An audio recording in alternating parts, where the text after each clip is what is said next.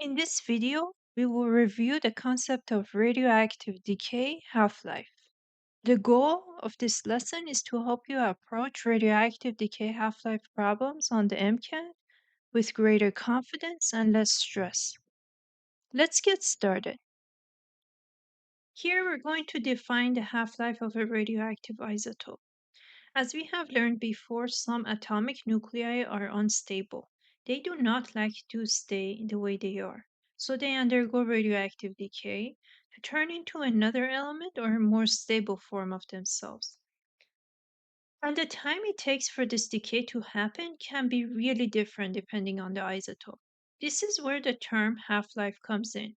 Half life is just a fancy way of saying the time it takes for half of a radioactive substance to decay into something else, either a different element or a more stable version of itself. Now, let's explain the graph you see in front of you in more detail. On the y-axis, we have the amount of substance, and on the x-axis, we have the time. Look at the bars. Each one is exactly half the size of the bar before it. This shows us that a certain amount of time passes before the substance is reduced by exactly one half. So the substance starts at a high concentration or amount, and after the passage of each half-life, its amount gets cut in half. All half-life questions on the MCAT follow a first-order kinetic rate law. This is important for half-life calculations. Just to give you some perspective, not all nuclei are the same. For example, francium 223 has a half-life of about 22 minutes, while potassium 40 it sticks around for 1.25 billion years. Let's now talk about how to calculate half-life. There are actually two ways we can use to calculate half-life. The first way is by using logic and intuition. Basically, you reason it out conceptually. This method can save you a lot of time on the MCAT, especially when the question is testing your understanding rather than solving some mathematical variable.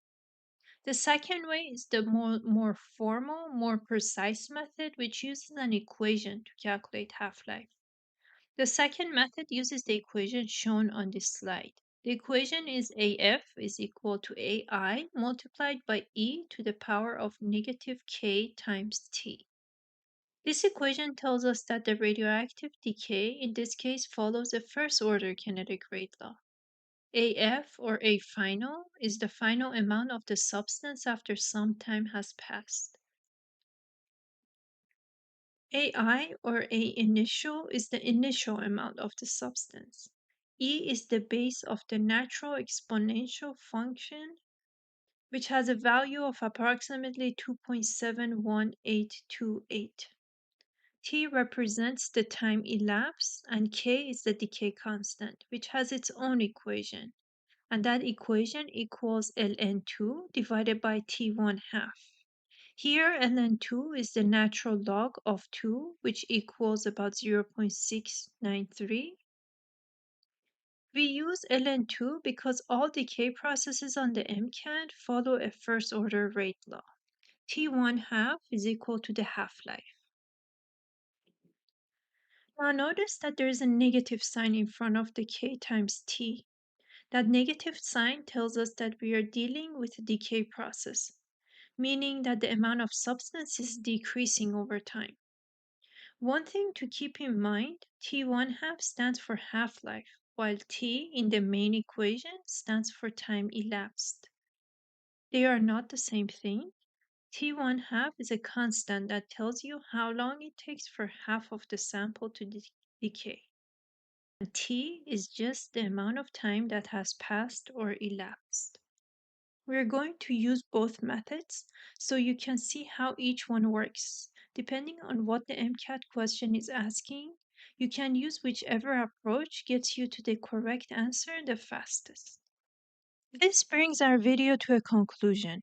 If you'd like more practice, be sure to check out the other videos in this playlist or the links in the description below. Thank you very much for watching.